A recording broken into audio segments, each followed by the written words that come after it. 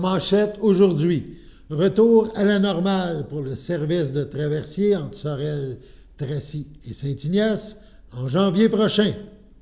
Bonjour à tous et bienvenue à votre bulletin d'information diffusé sur les ondes de CTRB, votre télévision locale et régionale, en ce 21 novembre 2024. Alain Belle-Humeur au Pépite, qui est heureux de vous retrouver après un petit congé.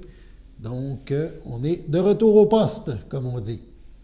CTRB a reçu, il y a quelques heures, un communiqué de la Société des traversiers du Québec. Il concerne, bien sûr, la traverse Sorel-Tracy, Saint-Ignace de Loyola. On vous donne les grandes lignes dans ce communiqué. La STQ tient à informer la population que le service à 2 navires reprendra à compter de janvier prochain. Donc, il reliera, comme à l'habitude, la traverse Sorel-Tracy, Saint-Ignace de Loyola. On cite l'organisme, la STQ, dans le communiqué. Nous déployons tous les efforts afin de remettre en service un deuxième navire le plus rapidement possible. Une analyse rigoureuse des mouvements de navires en fonction de leur capacité, de leur interopérabilité et des contraintes réglementaires a permis d'identifier divers scénarios permettant le retour en service de 2 navires en début d'année 2025. La STQ poursuit. Nous sommes conscients que la période de service à un navire occasionne des désagréments pour les usagers de la traverse Sorel-Tracy, Saint-Ignace de Loyola. C'est pourquoi nous tenons à vous annoncer les mesures d'atténuation qui seront mises en place à compter du 1er décembre, donc 2024, jusqu'au 28 février 2025. La STQ offrira en effet des rabais, et on vous les présente, 50 % de rabais sur le laissez-passer mensuel piéton et cycliste, 50 % de rabais sur le billet piéton et cycliste, 50 % de rabais sur le tarif de covoiturage et 50 % de rabais pour les transporteurs routiers entre 20 h le soir et 5 h 30 le matin. La Société des traversiers du Québec mentionne aussi que des panneaux à messages variables sont là pour informer les automobilistes de la situation à la traverse. Ils ont été déployés depuis un certain temps déjà en amont de cette traverse, tant du côté de Sorel-Tracy que de Saint-Ignace de Loyola. La STQ mentionne: nous travaillons en étroite collaboration avec la Sûreté du Québec et le ministère des Transports et de la Mobilité durable du Québec pour éviter les débordements. Donc, au moins, la nouvelle importante, un deuxième traversier, là, il y aura 2 bateaux à compter de janvier. Probablement, on parle du 22, là, ça reste à confirmer. Donc, en quelque part vers la fin du mois de janvier, le service à 2 traversiers sera de retour. On parle maintenant de Dépôt Rive-Nord. Dépôt Rive-Nord amorce ses démarches de planification du projet d'aménagement d'une nouvelle cellule d'enfouissement au LET de Saint-Thomas, donc le site de Saint-Thomas, afin de maintenir un service essentiel pour les années à venir.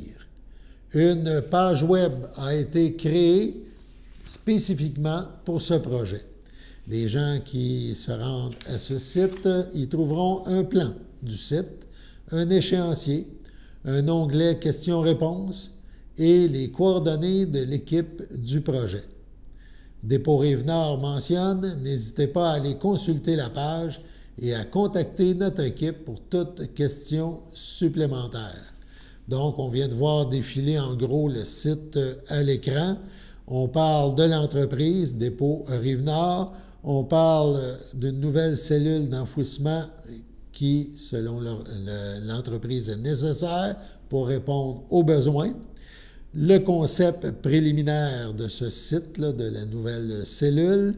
On parle d'échéancier aussi du projet. Vous aurez les détails sur le site Internet. Et il y a de la documentation à ce sujet-là. Donc, Dépôt Rive-Nord veut informer la population de son projet de nouvelles cellules d'enfouissement sur le site dans la municipalité de Saint-Thomas. Ce samedi 23 novembre, de 9 h à 14 h, on vous invite à venir en grand nombre. Vous aimez la lecture? Bien, l'invitation s'adresse à vous, puisqu'on vous invite à trouver de beaux livres. On ne demande que 1 $ par livre. Vous pourrez repartir donc avec vos cadeaux de Noël, ceux que vous ferez à vous et ceux que vous ferez aux gens de votre entourage. Donc, il faut profiter des créations des fermières. Ça se déroule à la bibliothèque municipale à la ville de Berthierville, boulevard Giroux, 880 rue Giroux à Berthierville. On écoute le directeur du service des loisirs à la ville de Berthierville, Étienne Gravel, nous parler de cette activité spéciale. Hey, bonjour tout le monde. Je suis en ce moment à la bibliothèque municipale, puis comme vous pouvez voir derrière moi, on a installé des beaux étals remplis de livres parce que ce week-end, le 23 novembre, samedi, de 9 h à 14 h, on fait une vente, méga vente de livres usagés. Tous les livres que vous voyez ici vont être à 1 $ seulement. Alors, juste amener un petit peu de monnaie, puis vous allez pouvoir partir avec beaucoup de livres. Alors, on n'oublie pas, c'est ce samedi 23 novembre, de 9 h à 14 h. Également, seront présentes le Cercle des fermières. Puis vous allez pouvoir vous procurer toutes sortes de choses qu'elles auront fait, de l'artisanat, tout ça, avec des matériaux recyclés. C'est vraiment du développement durable. C'est vraiment encourager des gens d'ici qui travaillent fort puis qui font des belles choses. Alors, vraiment, là, je vous invite, encore une fois, c'est Étienne, votre directeur des loisirs. Venez nous voir à la vente annuelle de livres usagés à la bibliothèque, au 840 Giroux. On vous attend. Donc, l'invitation, samedi 23 novembre, 9 h à 14 h, à la bibliothèque municipale à Berthierville. C'est un rendez-vous.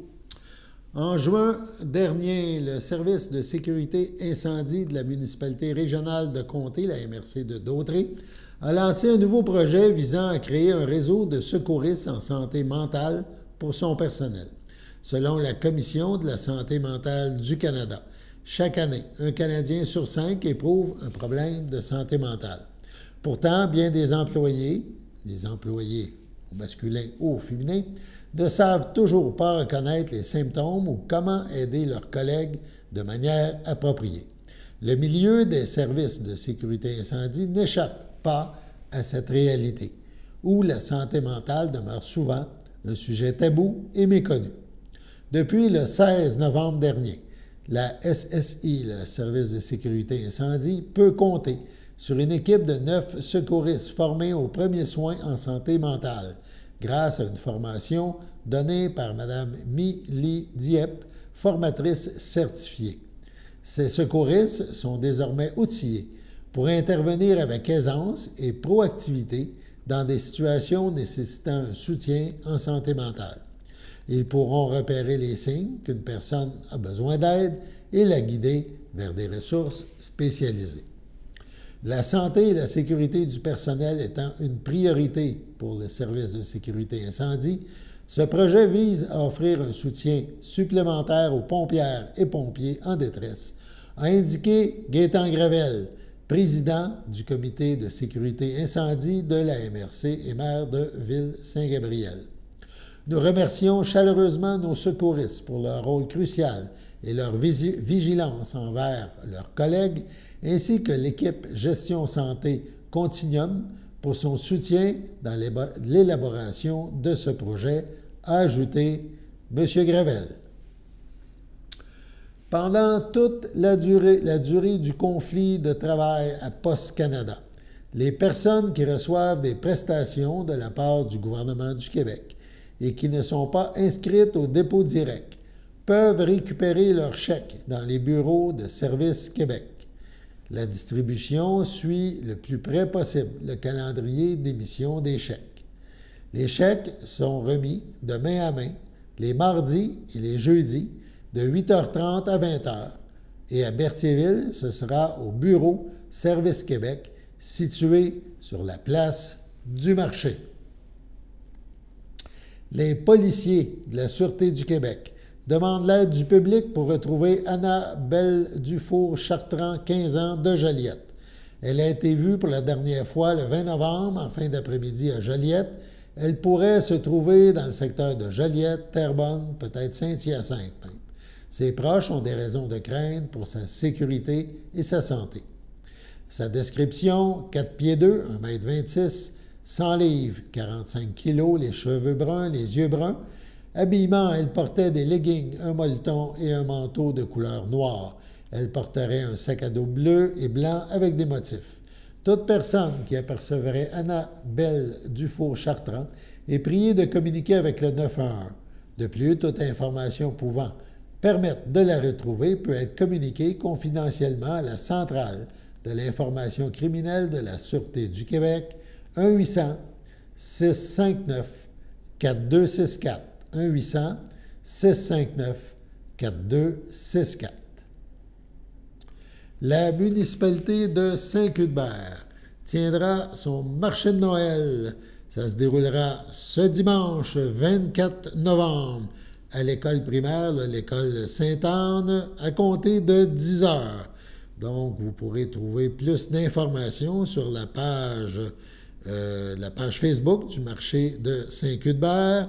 On peut aussi écrire à artisan au pluriel Saint-Cuthbert en un seul mot, st-cuthbert, à commercial-gmail.com pour plus d'informations. Sur ce, allons à la pause.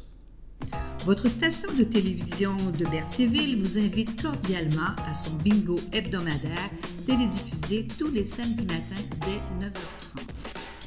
Depuis longtemps, les fans de CTRB se divisent le joyeux montant de 600 $ chaque semaine à cette joute de bingo. N'oublions pas non plus le super bingo mensuel d'une cagnotte de 2000 $ que vous pourriez vous partager chaque premier samedi du mois. Un moment de fébrilité qui pourrait devenir payant pour plusieurs d'entre vous. Pour vous procurer ces fameuses cartes de jeu, les dépositaires participants sont à Berthierville, le dépanneur Formule 1, la station-service Arnois sur le boulevard Gilles-Villeneuve, le marché IGA Extra Famille Mont-d'Or sur la rue Gabriel-Brissette, le marché Métro Boucher sur la rue Notre-Dame et la pharmacie Proxime sur la rue Frontenac. À Saint-Ignace de Loyola, le dépanneur Proxy sur la rue de la Traverse, la boucherie Aldo sur le rang Saint-Michel. C'est donc un rendez-vous hebdomadaire chaque samedi matin à 9h30 sur les ondes de CTRB, votre télévision locale et régionale, celle-ci toujours en haute définition. Toute l'équipe de CTRB vous remercie de votre fidélité et vous souhaite bonne chance.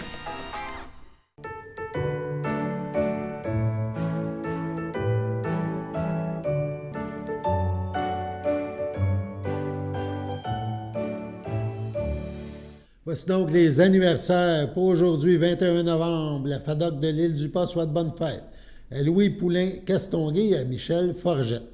Demain, 22 novembre, la FADOC de l'Île-du-Pas souhaite bonne fête à Jeanne d'Arc Harper, Gérard Denis et Esther Mamano. Et les filles d'Isabelle de Berthier souhaitent un heureux anniversaire à Fleurette Marcille. Si on passe en fin de semaine, 23 novembre, le Centre d'action bénévole d'Autrey souhaite bonne fête à Céline Beauchamp et les filles d'Isabelle de Berthier souhaitent bonne fête à Thérèse Rivet et la FADOC souhaite bonne fête à Joanne Garand. Dimanche 24 novembre, donc les filles d'Isabelle de Berthier souhaitent un heureux anniversaire à Claudette Perrault et la FADOC de l'Île-du-Pas souhaite bonne fête à Jean-Guy Clément. C'est votre anniversaire aujourd'hui, demain ou ce week-end, eh bien, toute l'équipe de CTRB se joint à moi et vous souhaite bonne fête. En deuxième partie du bulletin, on vous présente une capsule du Centre d'action bénévole d'Autrey. Raconte-moi une histoire avec Paul Boudreau, donc, qui anime cette capsule. Il est question d'Alexis le trotteur. Alexis le trotteur. Quelles sont les origines de ce phénomène rare? Alexis Lapointe, qu'on voit ici, est né en 1860 à Clermont, à proximité de la Malbaie, dans une famille de 14 enfants. Très tôt, on remarque qu'il est un peu bizarre car il était persuadé d'être un cheval dans un corps d'homme. Jeune enfant, il fabrique des chevaux de bois et il s'amuse à les faire courir.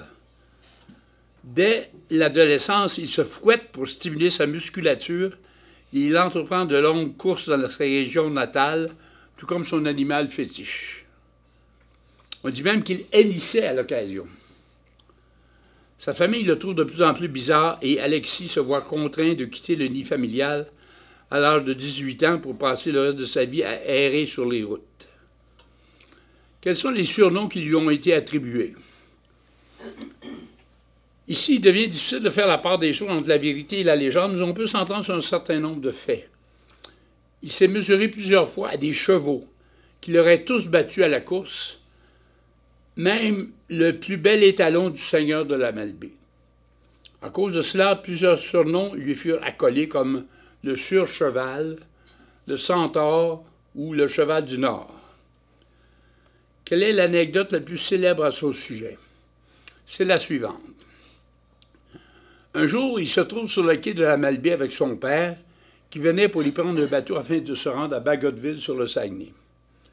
Comme son frère refusait absolument qu'Alexis l'accompagne, ce dernier lui aurait dit « Papa, quand vous accosterez à Bagotville, je serai sur le quai pour recevoir les amarres. » Aussitôt, Alexis se serait saisi d'un fouet pour se stimuler et aurait entrepris de courir en direction de Bagotville, soit une distance de 146 km. C'est plus que 3 fois le marathon, ça. 12 heures plus tard, quand le bateau accosta à Bagotville, Alexis a accueilli son père sur le quai.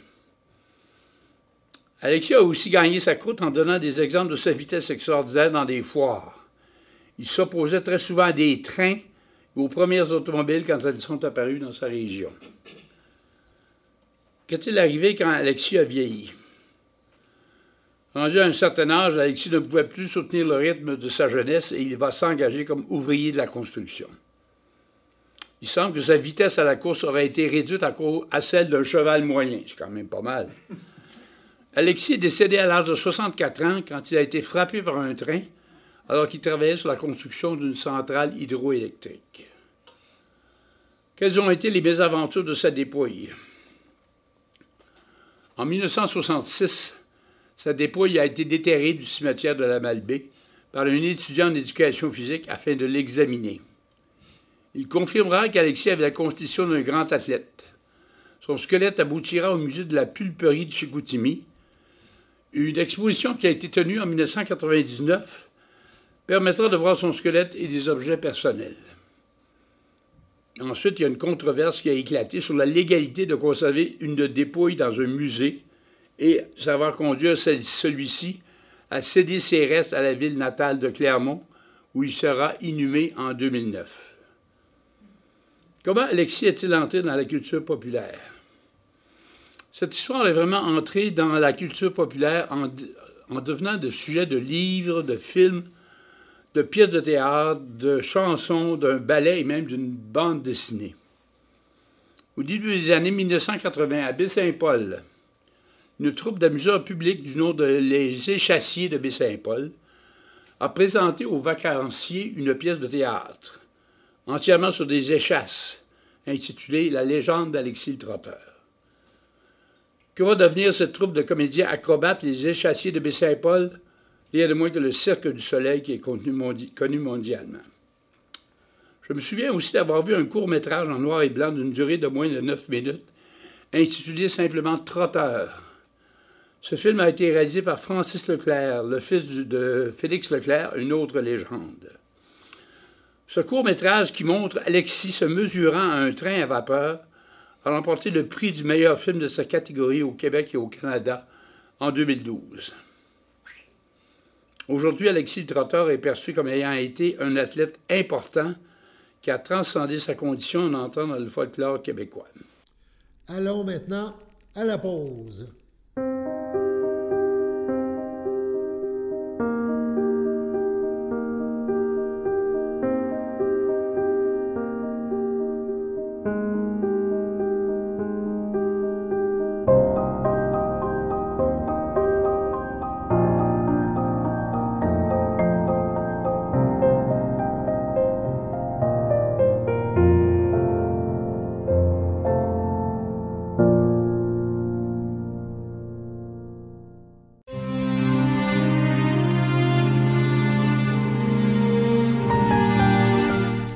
Au CHSLD Champlain, le château à Berthierville, le 28 octobre dernier, à l'âge de 95 ans, est décédé M. Guy Dupuis, époux de feu Mariette Perrier, demeurant à Saint-Cuthbert, natif de Montréal.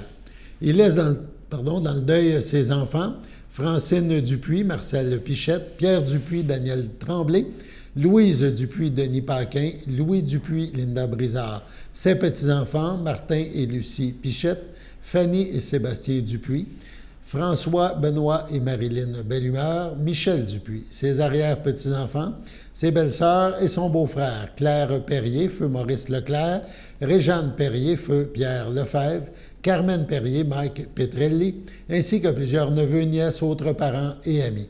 La famille vous accueillera samedi 23 novembre dès 12h30 au complexe funéraire Efterio, situé au 741 rue Notre-Dame à Berthierville. Suivra une liturgie à la chapelle du complexe à 14h. Les cendres de M. Dupuis seront déposées au columbarium le même jour.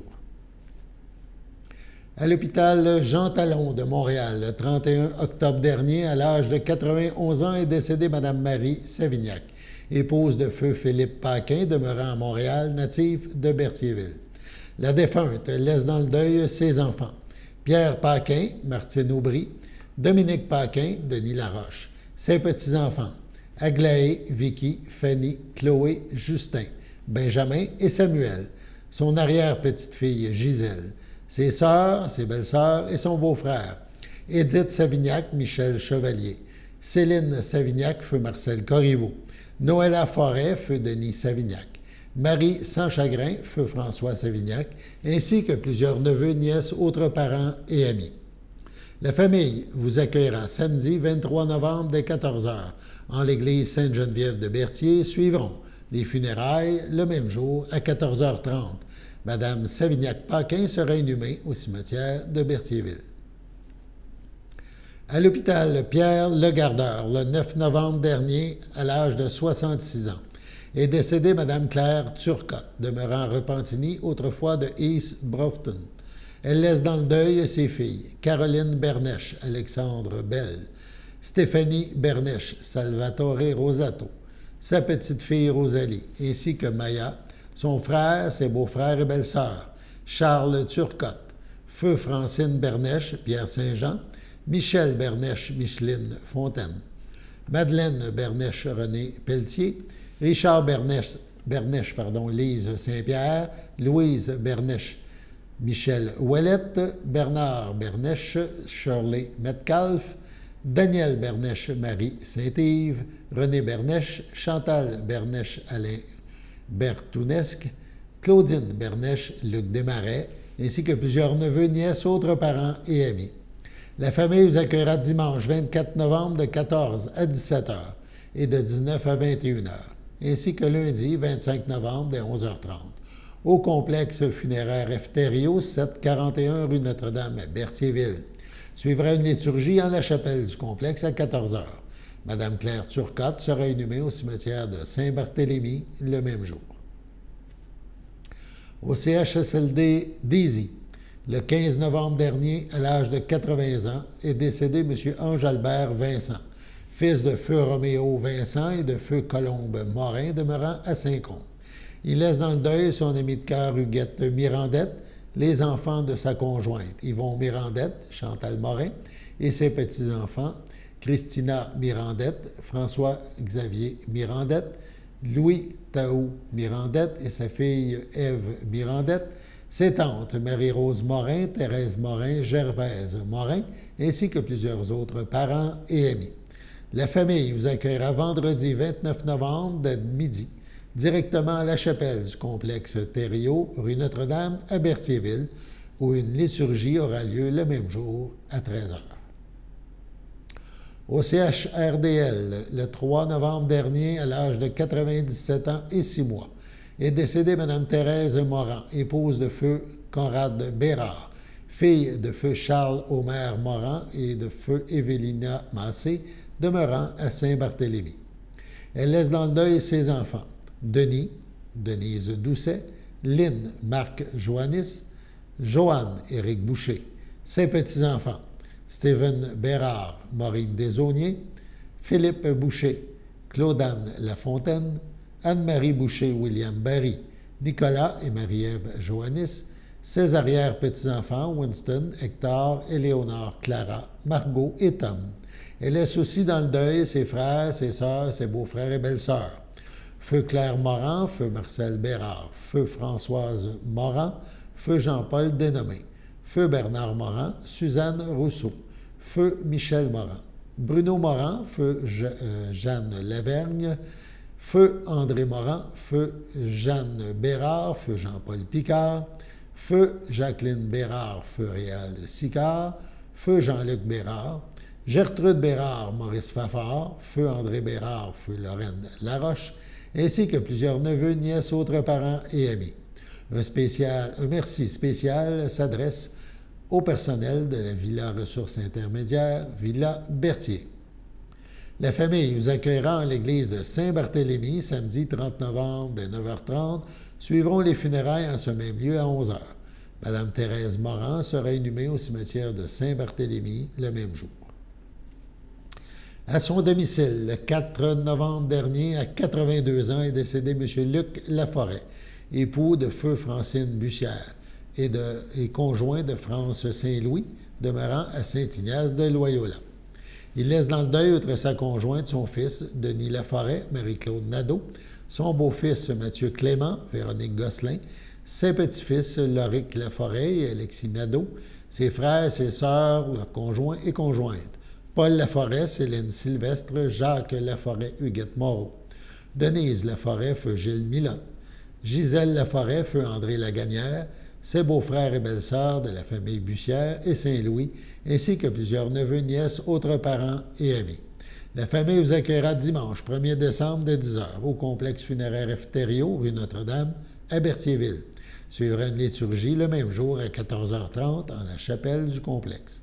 M. Luc Laforêt sera inhumé au cimetière de Saint-Ignace de Loyola à une date ultérieure. Sur ce, passons à la météo.